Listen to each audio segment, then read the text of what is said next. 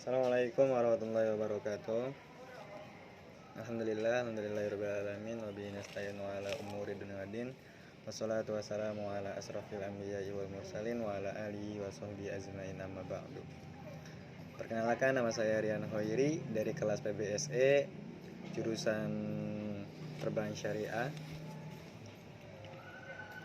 Saya di sini akan menerangkan tentang tasawuf akhlaki dan para tokohnya yang diambil dari buku Profesor Dr.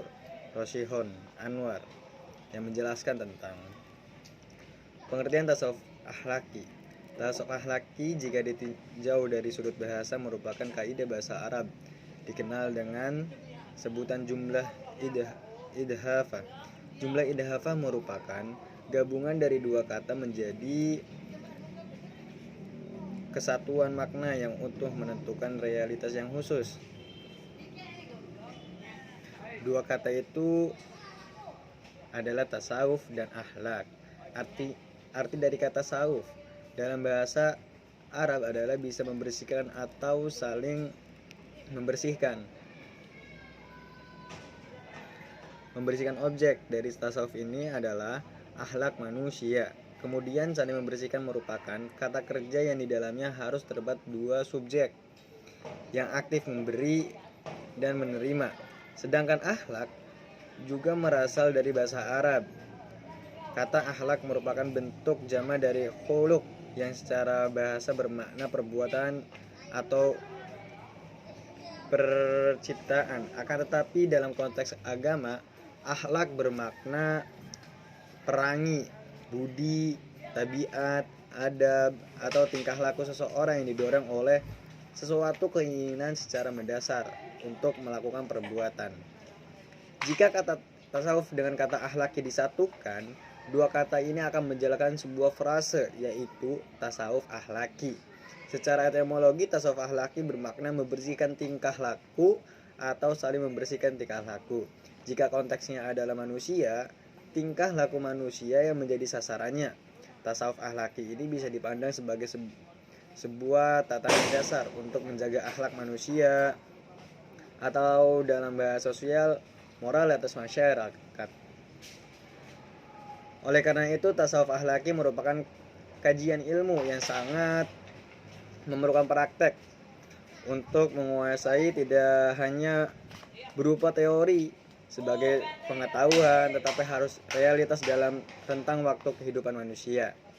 Agar mudah menempatkan posisi tasawuf dalam kehidupan bermasyarakat atau bersosial, para akhlak tasawuf membentuk spesifikasi kajian tasawuf pada ilmu tasawuf akhlaki yang didasarkan pada sabda Nabi Muhammad SAW yang berbunyi innama bu'istu li utama makarimal akhlak, yang artinya sesungguhnya aku telah diutus dengan tujuan untuk menyempurnakan kemuliaan akhlak.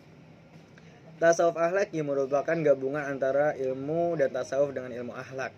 Akhlak erat hubungannya dengan perilaku dan kegiatan manusia dalam interaksi sosial pada lingkungan tempat tinggalnya. Jadi tasawuf akhlaki dapat realitas secara utuh jika pengetahuan tasawuf dan ibadahnya kepada Allah Subhanahu wa taala dibuktikan dalam kehidupan sosial. Ciri-ciri akhlak tasawuf akhlaki.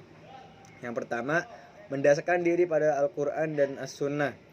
Dalam ajaran-ajarannya cenderung memakai landasan Al-Quran dan hadis sebagai kerangka pendekatannya. Yang kedua, kesinambungan antara hakikat dan syariat, yaitu berkaitan antara tasawuf sebagai aspek bataniyah dengan fikih sebagai aspek lahiriah. Yang ketiga, lebih bersifat mengerjakan dualisme dalam hubungan antara Tuhan dan manusia. Yang keempat, lebih terkonsentrasi pada sosial pembinaan akhlak dan pengorbanan jiwa dengan cara latihan mental, tahlaki, tahlil, dan tajali. Yang kelima, tidak menggunakan terminologi filsafat. Terminologi yang dikembangkan lebih transparan. Selanjutnya yaitu tokoh-tokoh dalam tasawuf akhlaki. Yang pertama, Hasan al-Basri. Hasan al-Basri yang lengkapnya yaitu Abu Sa'id al-Hasan bin Yashar adalah seorang zaid yang amar ma'ruf di kalangan tabi'in. Ia dilahirkan di Madinah pada tahun 21 Hijriah 630 Masehi dan wafat pada hari Kamis bulan Rajab tahun 10 tanggal 10 tahun 110 Masehi, 10 Hijriah, 728 Masehi. Ia dilahirkan 2 malam sebelum Khalifah Umar bin Khattab wafat. Ia dikabarkan bertemu dengan 70 orang sahabat yang turut menyaksikan peperangan Badar dan 30 sahabat lainnya. 300 sahabat lainnya. Berkaitan dengan ajaran tasawuf Hasan al-Basyari, Muhammad Mustafa, guru besar filsafat Islam, menyatakan bahwa tasawuf Hasan al-Basyari didasarkan oleh rasa takut siksa Tuhan di dalam neraka.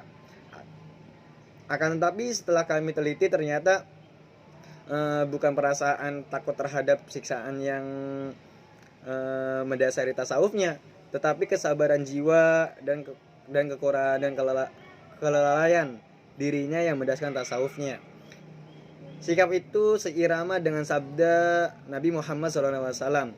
Orang beriman yang selalu mengingat dosa-dosa yang pernah dilakukannya, laksanakanlah orang yang yaitu di bawah sebuah gunung besar yang senantiasa merasa takut gunung itu akan menimpa dirinya. Yang kedua yaitu Al-Muhasibi.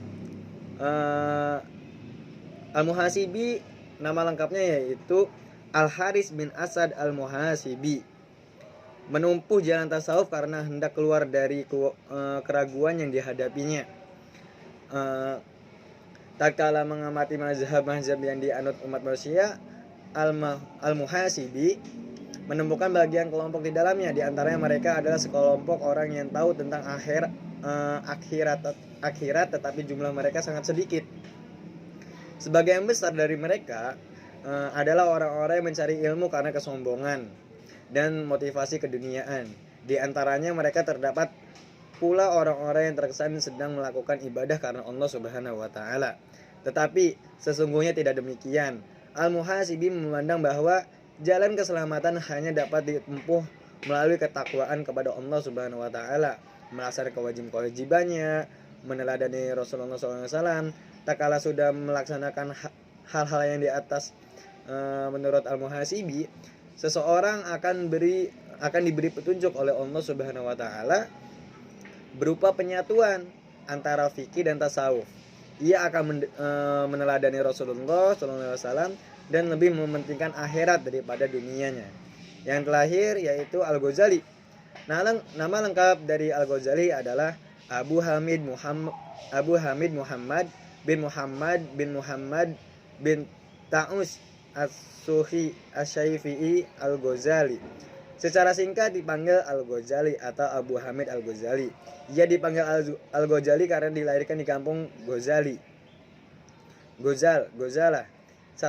satu kota di Khurasan, Iran pada tahun 450 Hijriah atau 1508 Masehi.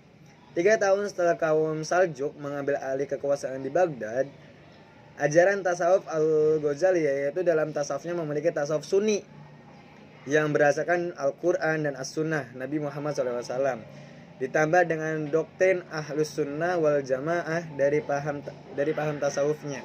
Ia menjauhkan semua kecenderungan gnotis yang mengurangi pada filosof Islam, sakte Islamiyah, aliran Syiah, Ikhwa As-Safah dan lain-lainnya.